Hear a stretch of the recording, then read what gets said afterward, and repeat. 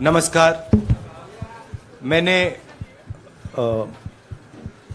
आप सब से काफ़ी बार बोला है कि हिंदुस्तान में लोकतंत्र पर आक्रमण हो रहा है और इसका हमको हर रोज़ नए नए उदाहरण मिल रहे हैं।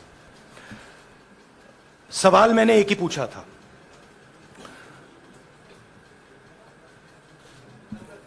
फाउंडेशन पे जाता हूं, अदानी जी की शेल कंपनीज हैं, अदानी जी की शेल कंपनीज हैं, उसमें 20,000 करोड़ रुपया किसी ने इन्वेस्ट किया। अदानी जी का पैसा नहीं है, अदानी जी का इंफ्रास्ट्रक्चर बिजनेस है, पैसा किसी और का है। सवाल यह है, ये जो 20,000 करोड़ रुपए हैं ये किसके हैं? यह सवाल मैंने पूछा।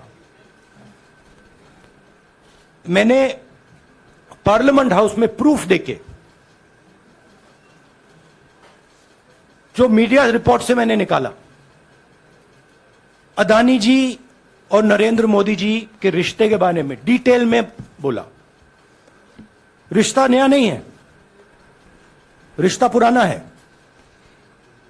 जब नरेंद्र मोदी जी गुजरात के सीएम बने थे तब से रिश्ता है और उसके बहुत सारे पब्लिक प्रूफ्स हैं। हवाई जहाज में मैंने फोटो दिखाई, नरेंद्र मोदी जी बड़े कंफर्ट में बैठे हुए थे अपने दोस्त, अपने मित्र के साथ, पार्लियामेंट में मैंने दिखाई। यह सवाल मैंने पूछा। फिर मेरी स्पीच को एक्सपंज किया गया। मैंने स्पीकर को डिटेल चिट्ठी लिखी, पॉइंट बाय पॉइंट, कि मैंने कहा कि एयरपोर्ट्स अदानी जी को रूल बदल के दिए गए हैं, ये लीजिए रूल की कॉपी जिसको बदला गया है। चिट्ठी लिखी, कोई फर्क नहीं पड़ा।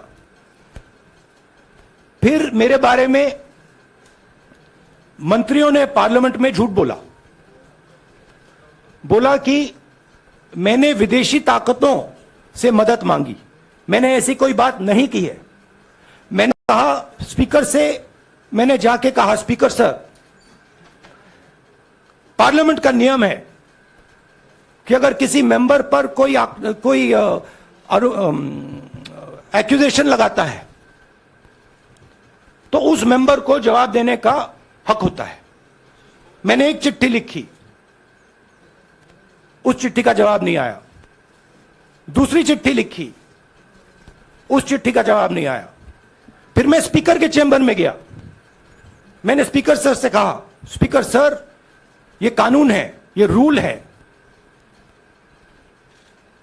इन्होंने झूठा आरोप लगाया है,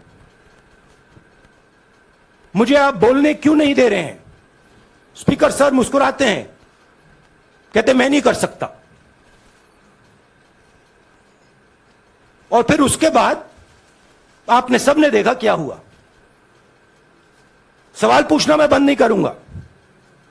नरेंद्र मोदी जी का अदानी के साथ क्या रिश्ता है और 20,000 करोड़ रुपए किसके हैं, मैं पूछता जाऊंगा। मुझे कोई डर नहीं लगता इन लोगों से।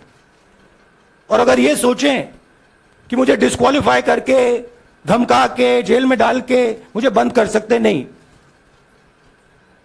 मेरी वो हिस्ट्री नहीं है। मैं हिंदुस्तान के लोकतंत्र के लिए लड़ रहा हूं और मैं हिंदुस्तान के लोकतंत्र के लिए लड़ता रहूंगा। किसी चीज से नहीं डरता हूं, यह सच्चाई है। राहुल गांधी भारत जोड़ो यात्रा में 4.5 महीने जनता के बीच में रहेंगे और वो मेरा काम है, वो मैं करता जाऊंगा। हाँ जी, अनवर। आज के हिंदुस्तान में जो पहले राजनीतिक पार्टियों को सपोर्ट मिलती थी, मीडिया से मिलती थी, बाकी इंस्टीट्यूशन से मिलती थी, वो नहीं मिलती है। तो ऑपोजिशन की पार्टीज को एक ही रास्ता है, जनता के बीच में जाने का।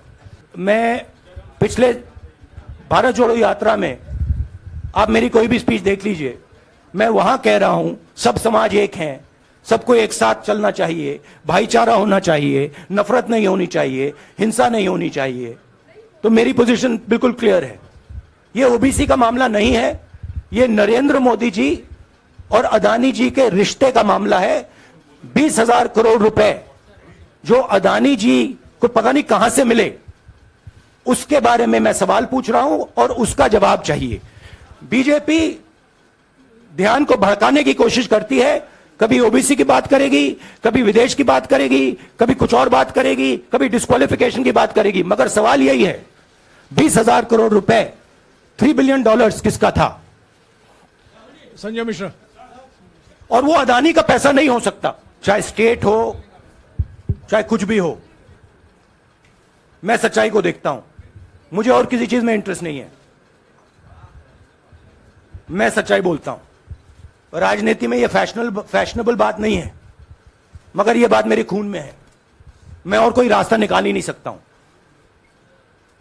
तो मेरा काम यह है, यह मेरी तपस्या है, जीवन की तपस्या है, उसको मैं करता जाऊंगा। चाहे मुझे डिस्क्वालीफाई करें, मारे पीटे जेल में डाले, मुझे कोई फर्क नहीं पड़ता, मुझे अपनी तपस्या करनी है। इस देश ने मुझे सब कुछ दिया है, शांत हो जाइए। इस देश ने मुझे सब कुछ दिया है, प्यार दिया है, इज्जत दी है, इसलिए मैं ये करता हूं। नहीं, मैंने सोचा है कि मैं अपनी, देखिए मैंने कॉन्स्टिट्यूएंसी में भी बोला कि वायनाड के लोगों के साथ मेरा पारिवारिक रिश्ता है, फैमिली प्यार का रिश्ता है।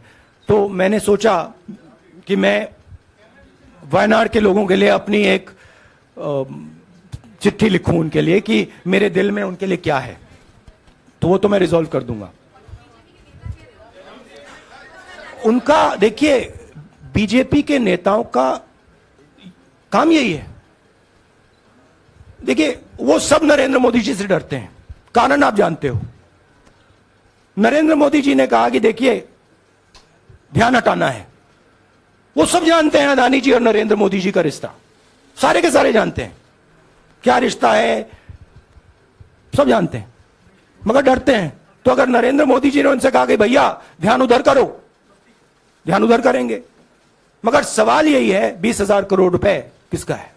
लीगल मैटर है, मैं हिंदुस्तान के लीगल सिस्टम को रिस्पेक्ट करता हूं, मैं लीगल मैटर पे इस प्रेस कॉन्फ्रेंस में बात नहीं करना चाहता हूं। हाँ संजीव, अगर आपके लीगल सवाल होंगे तो आप हमारी लीगल टीम से पूछ लीजिए। मैं उन सब का, सब विपक्षी दलों का धन्यवाद करता हूं कि उन्होंने इस बात में हमारी सपोर्ट की और हम सब मिलके काम करेंगे। देखिए अब ये लीगल डिस्कशन है, उस पर मैं टिप्पणी नहीं करना चाहता हूं क्योंकि ये कोर्ट में मामला है। मगर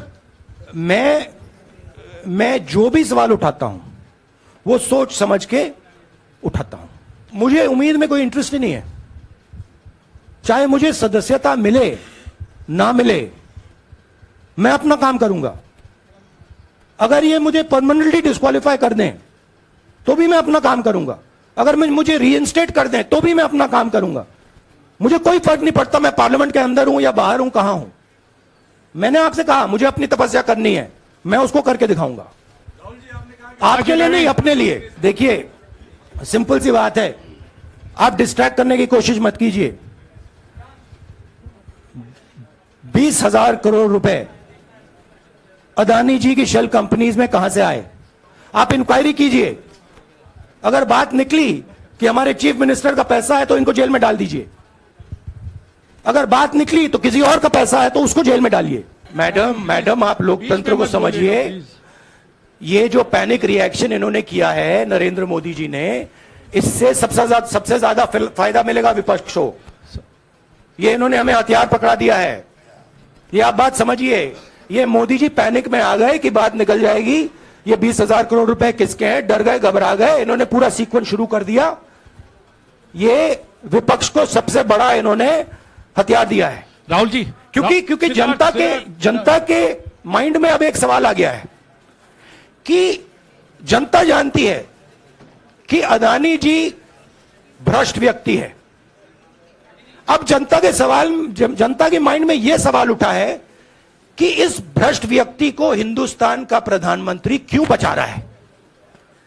यह मतलब अब सब कुछ बीजेपी के लोग, नरेंद्र मोदी जी सब कुछ इस व्यक्ति को बचाने के लिए क्यों कर रहे हैं। दूसरा सवाल,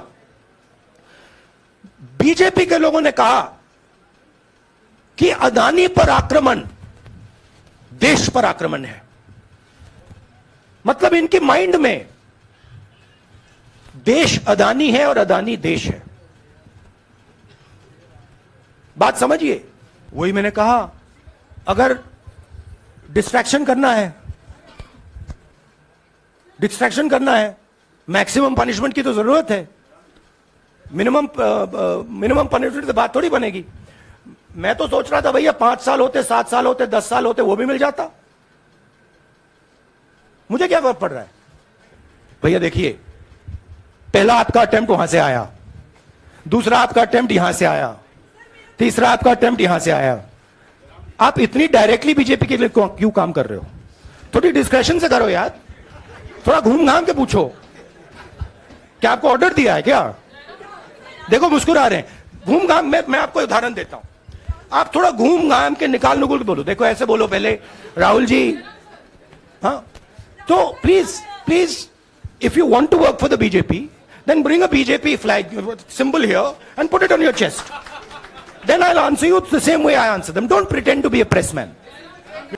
राहुल गांधी सोचता है मेरा नाम सावरकर नहीं है, मेरा नाम गांधी है. गांधी किसी से माफी नहीं मांगता. और मैंने कहा, पार्लियामेंट हाउस में कहा कि भैया मुझे बोलने दीजिए ना, एक बार तो बोलने दीजिए. 2 बार चिट्ठी लिखी, तीसरी बार मैं पर्सनली स्पीकर से जाके कहता हूं, स्पीकर सर प्लीज, आप डेमोक्रेसी के लोकतंत्र के आप प्रोटेक्टर हैं, मुझे बोलने दीजिए. मुस्कुरा के कहते हैं भैया मैं तो नहीं कर सकता.